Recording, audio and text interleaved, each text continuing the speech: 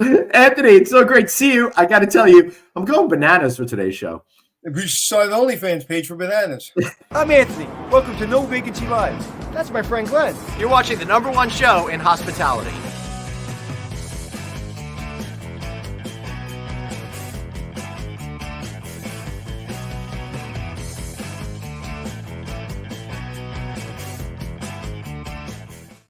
Hey, everybody, welcome to the one and only No Vacancy Live. That's Anthony Melchiori. I'm Glenn Hausman. It's so great to see each and every one of you today. So, Anthony, I'm here at the beautiful One Hotel in South Beach, Miami. I had the honor of getting to speak with Raul Leal, the CEO of SH Hotels, the parent company, this morning. And this is a beautiful hotel over here.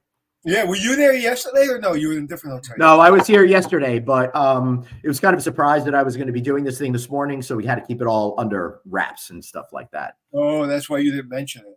Yeah, I know. So I'm happy to be here. You see, I got a different angle today, so you can see the room. Like, look how cool this place is over here. The room. And so I look like I belong to run that hotel because I have a little gruff on my face. Yeah, I hear you. Oh, yeah. Dr. Producer Suzanne is saying we have to mention the anniversary. 8 years of No Vacancy. I started the company 8 years ago in January, but we didn't start the podcast till just around the NYU Investment Conference. So it took me a few months to get my act together and get stuff together, but it's been absolutely delightful. Congratulations. And 8 years ago in podcasting was like last year in AI, right? Nobody knew anything about AI last year. Now everybody does. No, my old job, I started podcasting like 4 years before that or something. So how long have we been doing it? Like we've been doing it, dude, about 5 years now.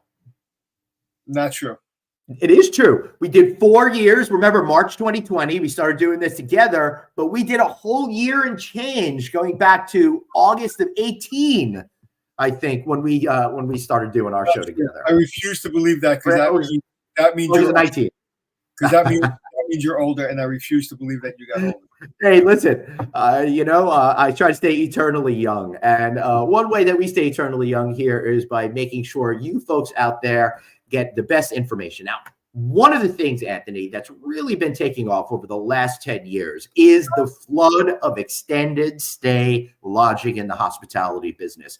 Owners love it. Consumers love it. The brands are starting to really love it. But what are the folks that own and operate and want to promote these hotels going to do? Well, they are going to connect with the good folks over at the Extended Stay Lodging Association, which formed, I think, last March, just before the Hunter Hotel Investment Conference. They've been doing a lot of work behind the scenes. Finally have him here today. We got Doug Artugio and Kimberly Rowell joining us to talk about this today. Hey, guys, how are you today? Hi, Glenn. Hey, doing well. Hi, Glenn. Hi, Anthony. Great to be here. Good to see you. And I was saying in the green room, the extended stay and now the cool kids. I remember I opened up the extended stay Staybridge Suites in Times Square, probably now going back 16 years ago. Okay. And it was really the first urban Staybridge and the first urban extended stay in New York. And we were not cool. Matter of fact, I remember somebody saying, "Why are you opening a brand like that? That's gonna kill your career." And now it's all the cool kids. And Doug has quite the experience doing that with IHG. He was probably there in New York with you opening the hotel, but again, it wasn't cool. Were you not a cool kid, Doug?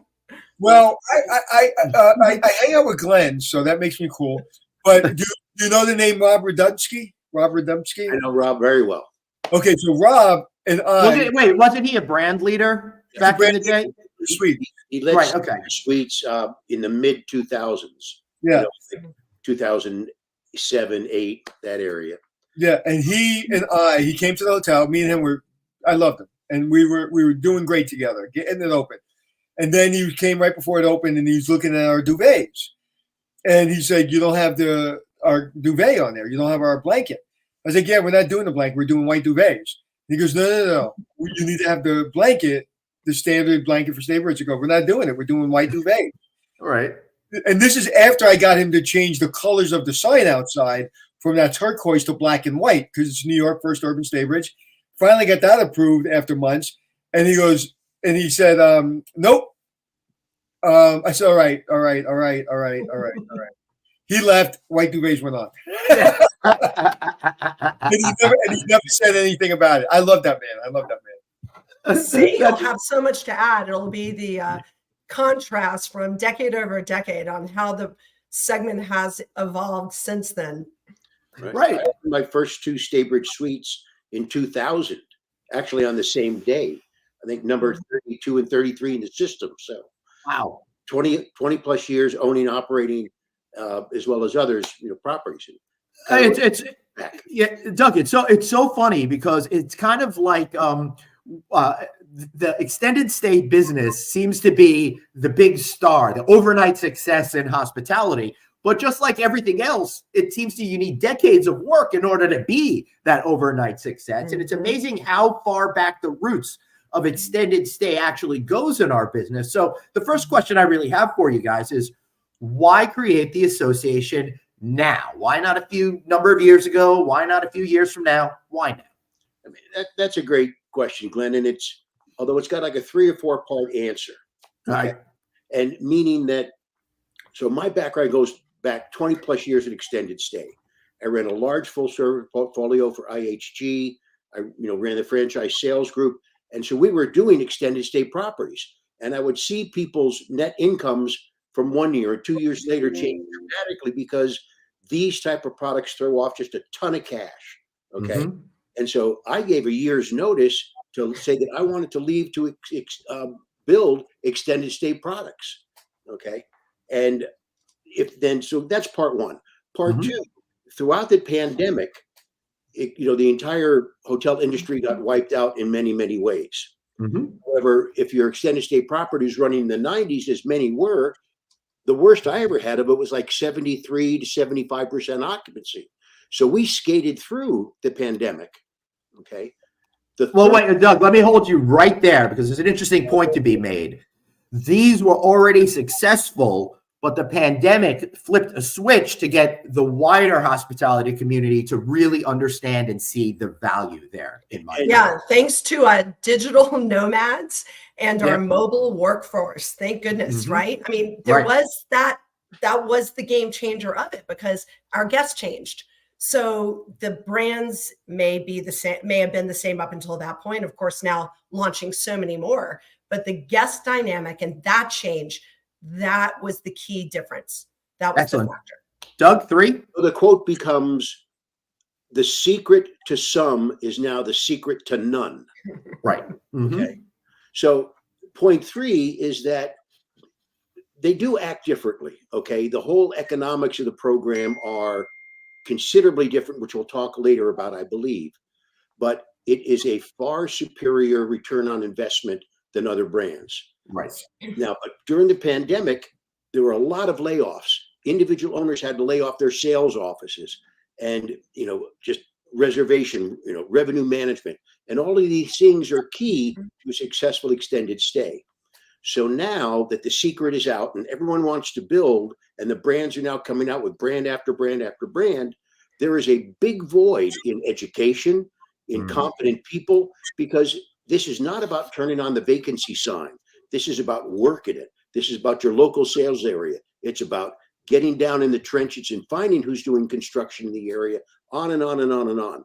So the need for the association was, let's get back after a long career in extended stay. B, there's an education void that we really need to, as a group of hoteliers, not Doug Artuzio, but in a greater facet with all of the brands involved. How do we get back to that strong category of individuals that are going to run and understand these products? So that was the primary reason. And we did it as a nonprofit because, again, it's education. There shouldn't be anything in it for any of us as board members outside of bringing a collective level of education and experience to the masses, if you will. All right, but why? Because Doug, you got it good, man. You got it all figured out. You're going to let everybody in on all of your secrets here that they seem to be learning about. Why spend all this extra time and effort to give back to the community in this sort of way? That's okay. I mean, I own a number of properties or shares in a number of properties It's not about what's on the dinner table tonight. It's about the community.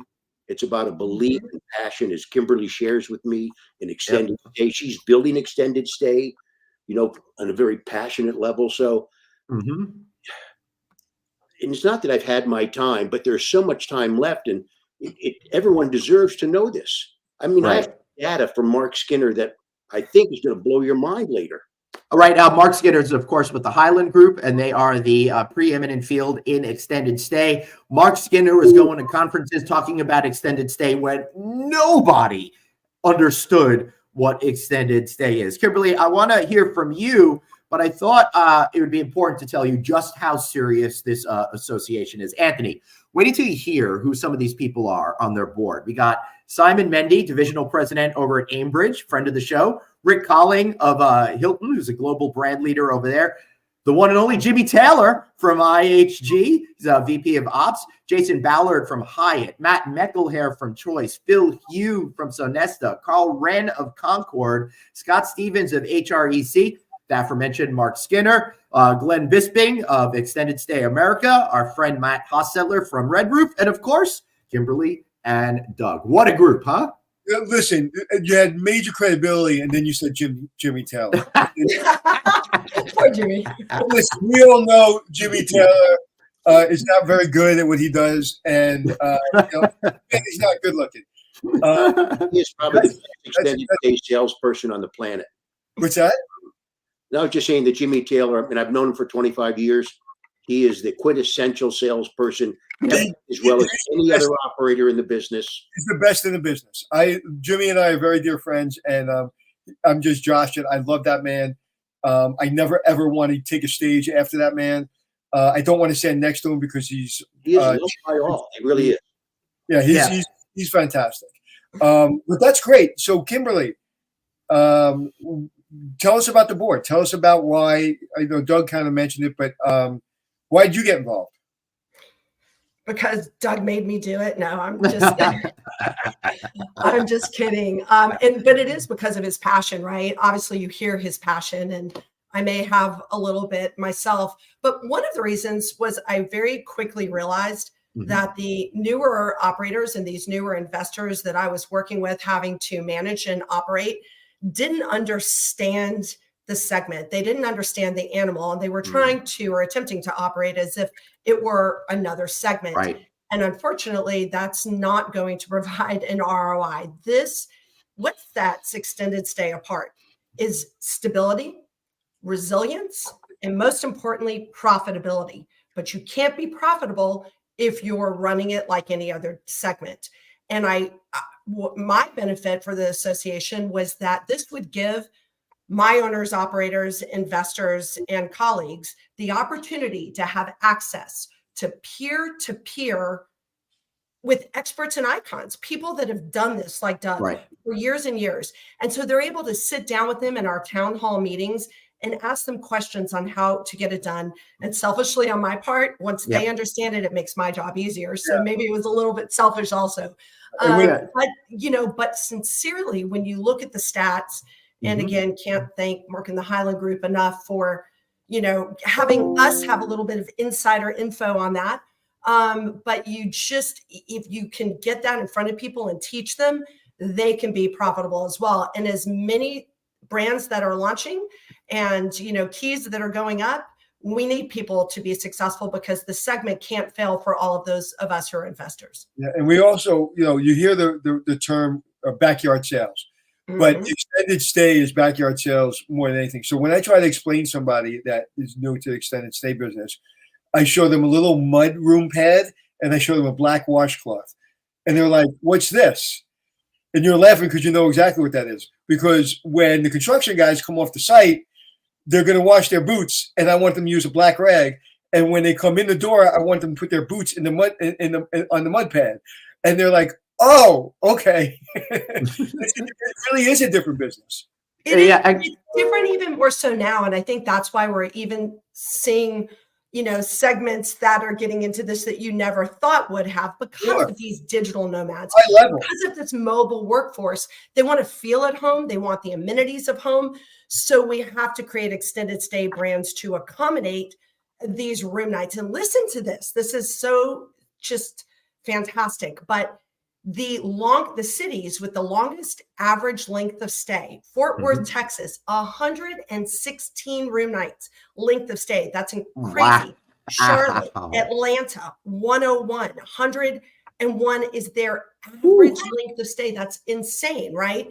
Also, just a couple of stats for key viewers thinking about getting into the segment. We're actually able to, guide and lead, but the cities right now at 70 to 29 room nights, average length of stay in all extended stay segments. DC, LA, and Phoenix at 70 to 29 nights.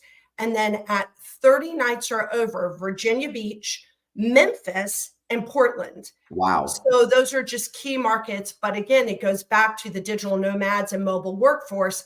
And what are they wanting to do in that area? So I love what you said about backyard sales. Absolutely. And it's really understanding what's attracting people, these digital nomads and mobile workforce, to your city and community to maximize on that for your property. And this board would probably be very good for the salespeople that are running regular hotels. When I say regular, a 3-night stay, 2.5-night stay hotels. And they're coming to this and they don't understand it. And they're going to go to where they're comfortable and they're going to try to be getting 2 or 3 night business. And that's not the point. Of course, you're going to take that business when it comes, but that's not the point. And also, how do you manage that rev part? Like if you don't have a revenue manager, you have to understand that animal and the difference when you're pricing and the pricing strategy that goes along with that. Right. And I think it's very important. Kimberly, you mentioned it. The biggest potential Achilles heel for owners is not understanding how different this model is than traditional hotels. And I have a lot of conversation with people around the country, and that seems to be the biggest fear. There are so many people that are going into this now because they see opportunity, but they don't appreciate how the opportunity works. And that's why I think this is actually at the right time. And Glenn, I think there's a super key point is the whole thing about the peer-to-peer aspect, because we are not the brands. We as peer-to-peer are not subject to the FDD, which is a franchise disclosure document. I share my P&Ls. Okay, I can show profitability. I can show gross operating profit percentages, net operating income percentages. I can share my development sheets, and I'm willing to do that. I'll cross off names, but still, to really kind of get into the nitty gritty for developers, let's say, that want to understand the profitability and yet the costs, we can do that. I mean, it is an educational plethora of opportunities to share. Again, giving back, sharing, and it's just going to make people more and more develop. I love that attitude. And, Anthony and I think both take that same thing with our approach to our careers. The more successful we can make people around us, the more successful all of us can be. The fact is, hospitality industry is continuing to grow and there's more opportunity for everyone. There's no reason for us not to get all together. And if you're good at I'm sorry, go ahead. I was just going to quote Mark Skinner, from the Holiday Group for a second, because currently, if you look at paid revenue in the 7 to 29 day average stays, the extended stay is doing about $3.5 billion. The non-extended stay for that 7 to 9 currently is doing $7 billion. Okay, so actually non-extended stay is doing more of the shorter extended stay work, meaning the opportunities for extended stay to give the customer exactly what they want is phenomenal. Okay. Secondarily, and if you reverse that, if you look at room nights, or rather stays over 30 nights, then the extended stays are doing 3.9 and the non-extended stays are only doing 1.9 billion, which means that people get it on the super long stays, but in that 7 to 29 range, tier 2 and 3, basically, and how you price your work, there's such great opportunity for new development because so many people are not getting what they want or need. Right. And this is why we see the major brands introducing new products to the marketplace, not just an extended stay product, but now we're starting to see the segmented part of the business. If I can go for it, Anthony. Like, I don't know, I'm not keeping up with all the new extended stay, but I will tell you this about Staybridge and about Rob and his team. You go to any market, and I challenge anyone to go to any market right now, and if it's got a Staybridge in the market, it's going to be in the top 5 hotels in their market. Their service standards, cleanliness, and customer engagement is the best I've ever seen from a brand. And where you go, I don't know now, but in Vegas, the #1 hotel in Vegas was the Staybridge Suites off the Strip. And because of service, because of cleanliness, and Rob made me his team after 25 years, and you've heard this, but 25 years of running hotels in New York City. When I developed that hotel, he made me go to the GM training. Yeah. And I was just like, I'm not going to GM training. I'm not going. Guess who was at GM training? But that's, it's one thing. Staybridge, and I'm just talking about Staybridge because that's what I know. They were really into like doing it the right way. A lot of brands just kind of pop up and they forget about the service and how to clean a room. But I was always very impressed with Staybridge Suites. Well, we are very fortunate on the board to have companies like Hilton, which does the same as IHG. And although I have a lot of IHG product, I have to say that Hilton, ESA, and the others, for the segments that they are in, have had that same attitude of quality every time, consistency. It's really going to be a benefit as we move forward with a lot more extended stay brands. Agree. And there's some notable brands that are emerging out there. I like they're all pretty interesting, but two that immediately pop to mind. I like what Waterwalk is doing with the live version and the stay version. So you could stay up 30 days, or you could get an apartment month to month. I think that's really unique. And I like this new Live Smart Studios, formerly H3 with Hilton, because they're approaching it differently than everyone has before, going for those super extended stays that Kimberly was talking about, looking for more.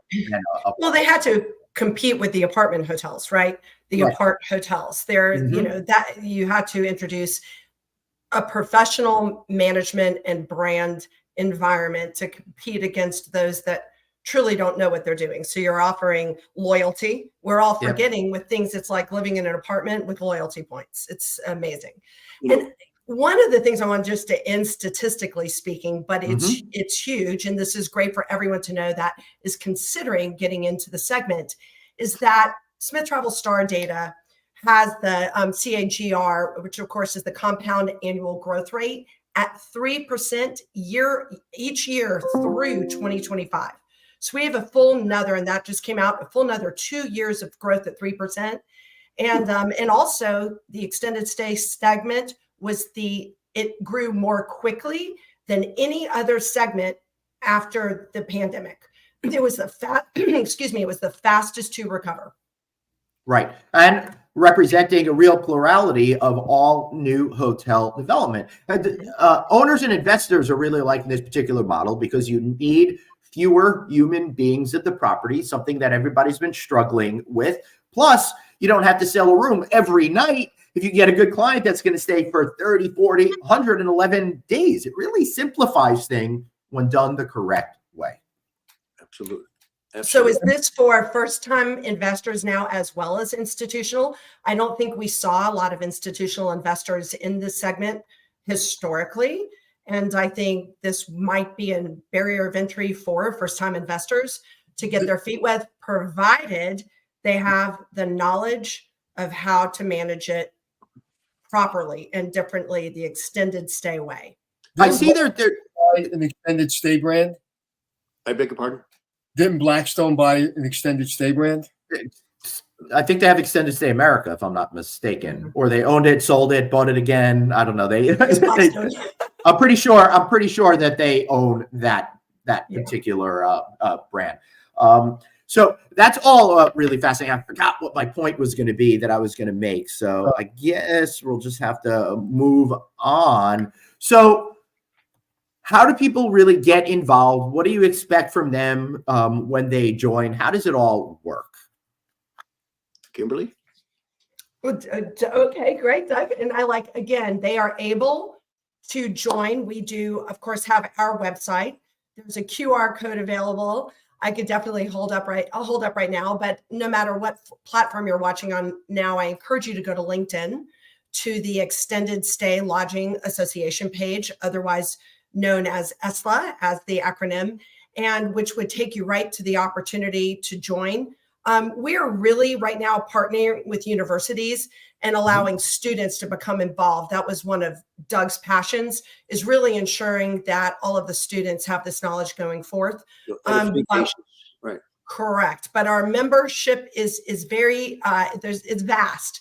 It definitely is a wide variety, but I encourage everyone to reach out to Doug, myself, or any of the board members directly. I did make a post yesterday, as well as Doug, and have a great presence on LinkedIn. But really we will be holding town hall meetings, and anyone could join our town hall meeting initially. And our initial town hall meetings will give potential members a taste of what they'll get, as members in the future will only have access to these icons. And the list that we have of people that are willing to come on, of experts and icons, is rather impressive.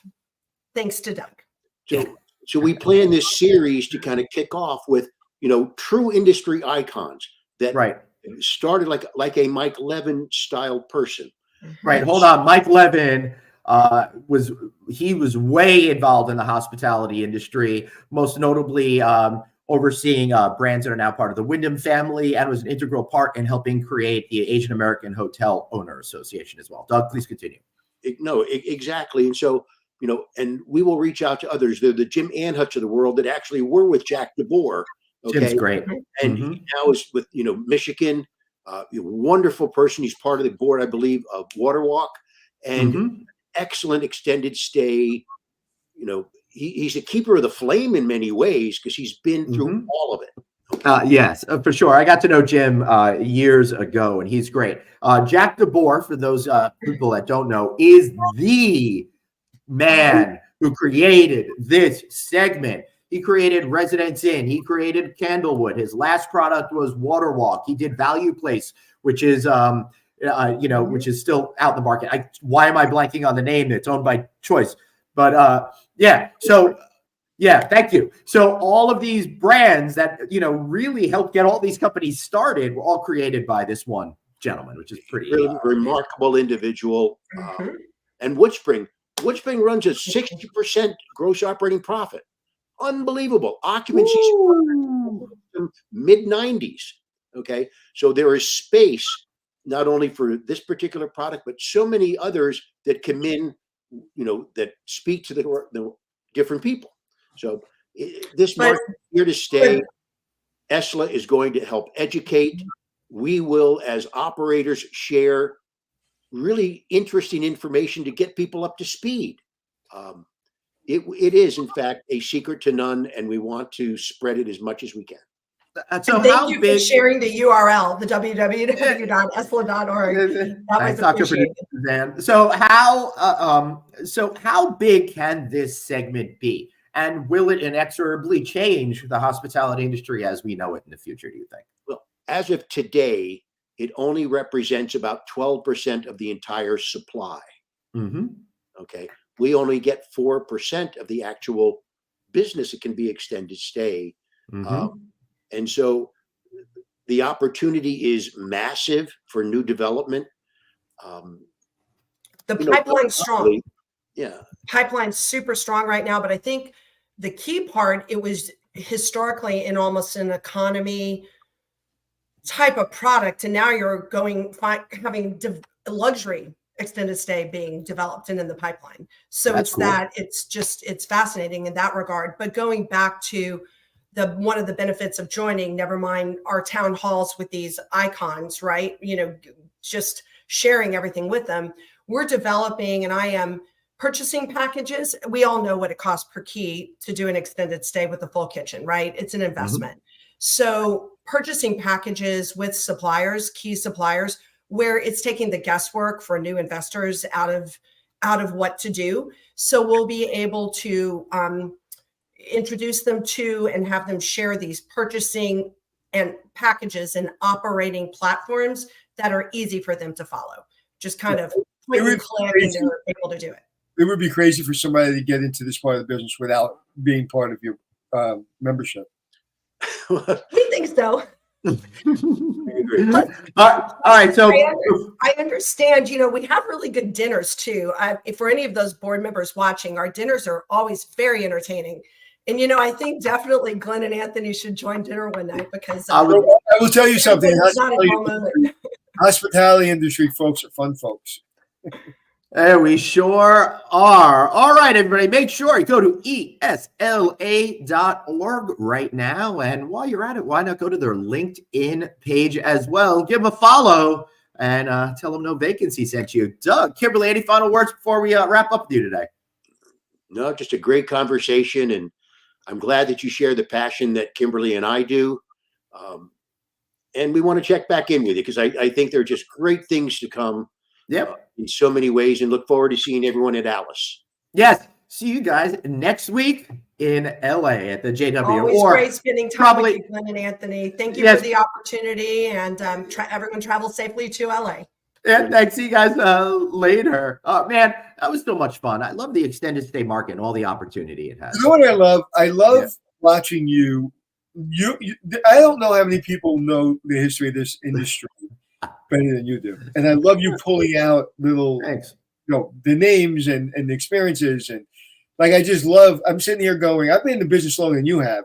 And you know more about the business from that perspective. Well, dude, to be fair, right. You were in this business longer than me, but almost a different business. Because I was in the business of the hotel business where you were running and operating hotels. And our paths never crossed until saw you on a TV show once and I said, I got to talk to that guy. He seems pretty cool. All right, everybody, make sure you follow us.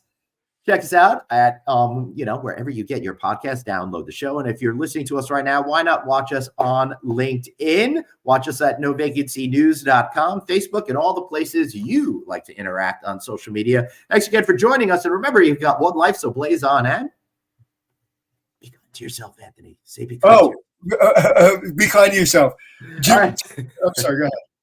No, tomorrow, I've got a recorded interview that I did with Raul, the CEO of SH Hotels. You'll see how they are putting sustainability first without being preachy. All right, let's do that again one more time. Take care. Oh, wait, let's say your line. You got one life, so blaze on, Ed. Be kind to yourself. See y'all later. I was looking at my